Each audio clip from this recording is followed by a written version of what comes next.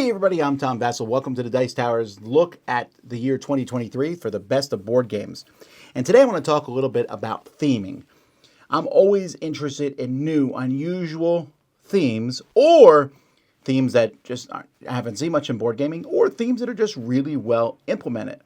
And so there's a ton of these games that come out nowadays. Now don't get me wrong, I'm okay with playing a game where I'm like, I don't get the theme at all, it doesn't make much sense, but this game is so much fun, I don't care. That's great. But I want to also promote games that do have cool theme.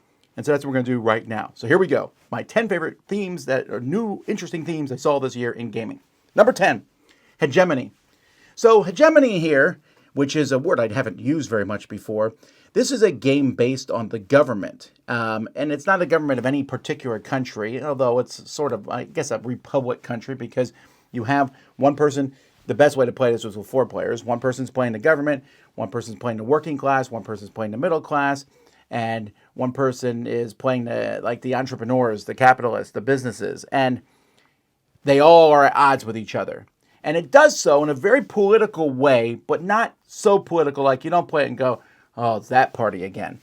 Although things happen, it makes sense, when wages go up, well, then the person running the business is going to make less money. That's something that actually happens, and how everyone meets in the middle and how much the government charges for their health care, or it affects how much the middle class is charging for their health care. And it comes together in a really well-done fashion. It's a very long, involved game, but it's also a game that I think really hammers home that theme. You may not like that theme, and I get that.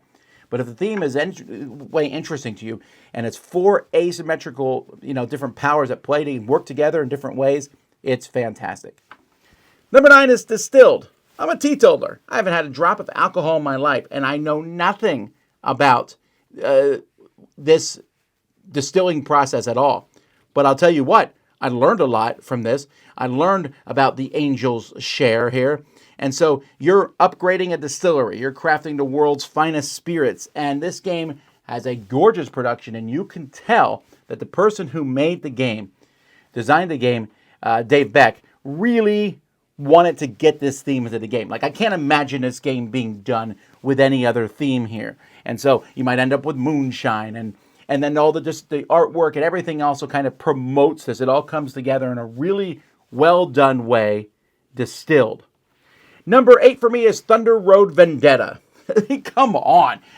This is Mad Max the game. Now, this is a reprint, a redone version of sorts. I mean, at this point, I've talked to Restoration Games, like, we really can't call your games reprints because they are so different. They're redone so well. And Rob Davio does such an amazing job at just making this game so much fun. And that's what this game is. You're just zooming cars and helicopters and trucks and motorcycles down this road and shooting at each other and crashing and everything. I mean, for you to say there's no theme in this game would be astonishing to me. It is one of the most strongly themed games I've ever played, and it is a ton of fun on top of that. Number 7 is Seize the Bean. Seize the Bean from publisher Quality Beast is about customizing your coffee bar to attract customers and serve them quality hot drinks. Now, there's actually quite a few games that do this. Seize the Bean is one of the first ones I saw where the theme really made sense. You have guests that are coming in. They queue up there, and you're trying to make them happy, and they want different things. And the game doesn't hurt that the components for the game are unbelievable with little sugar cubes and all kinds of really cool components. But you are using these to make them happy. And your grandmother will come, and she'll always be happy because you're there. And the different characters, the different factions, all have different likes and dislikes. And I think the game is good. It could have been better. It needs some streamlining and stuff. But the way that it works really feels like you're running a startup, snooty coffee shop. And I like that. Number 6 is The Fox Experiment. I had never heard of The Fox Experiment until Elizabeth Hargrave designed this game. And I find it just so fascinating in this game where they were breeding foxes and trying to make them become a more docile, friendly, cute creature that you could use as a pet. Man, I would love to have a fox as a pet. And so this experiment, which actually happened, is the theming of this game. And in this game, you are taking foxes. You are breeding them together. You are mixing their traits and trying to find the right mix of traits and try to get different things. There's a lot of Euro game mechanisms in the game and getting points in various ways. But I think the theme comes through very strongly. And like I said, I find it to be an interesting thing. I went up and read about this because I learned from it from this game. Number 5 is one I did not think I would put on this list, and that's Magic the Gathering, Lord of the Rings. So Magic the Gathering has had a gazillion sets come out for it, and it really, I feel, has broken the fourth wall by having weird things in like Warhammer, and they have Marvel upcoming, and I don't think that stuff works.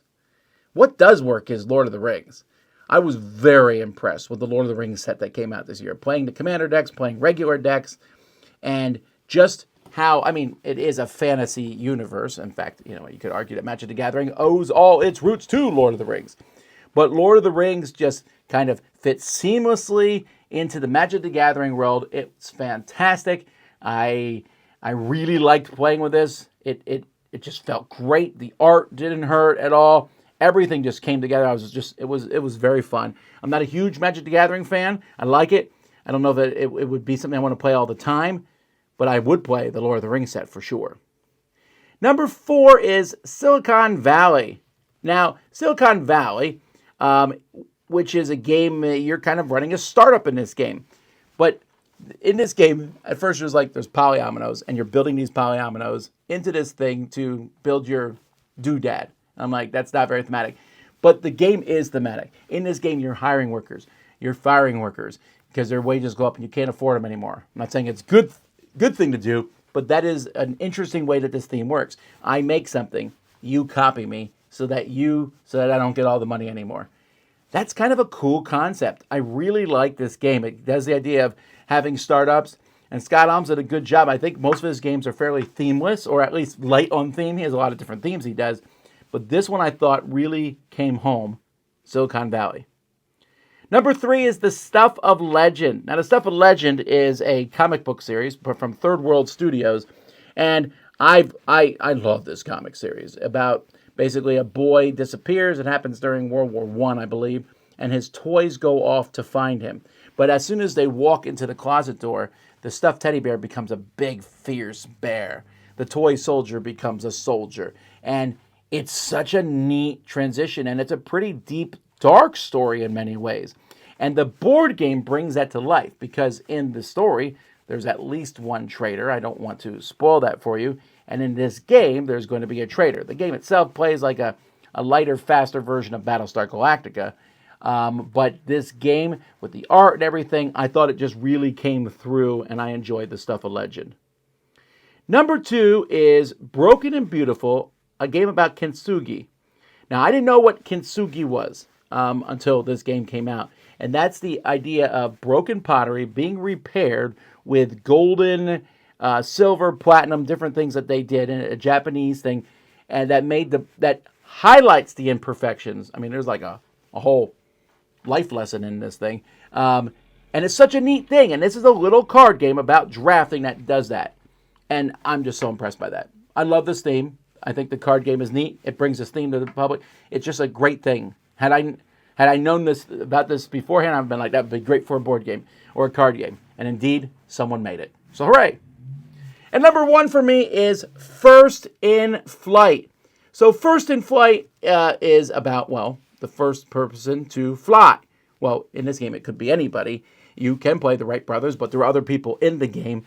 It's from Artana Games, which is an offshoot of Genius Games. Artana pushes history games. And this is historical. And in this game, you were going around and getting everything and then taking your airplane off and then it goes down. It doesn't go very far. And you are just trying to get your airplane up in the air for a long enough time for it to count as an actual flight. That's a great theme. Great art, like I said, on all the things in it are historical. I love games that are steeped in historical and or science, and Genius and Artana Games do a great job at that. And I thought this was a fantastic one to come out. So there you go. Those are my top 10 thematic games that come out in 2023. What are your favorites? Let me know in the comments. I'm Tom Vasel. You're watching The Dice Tower.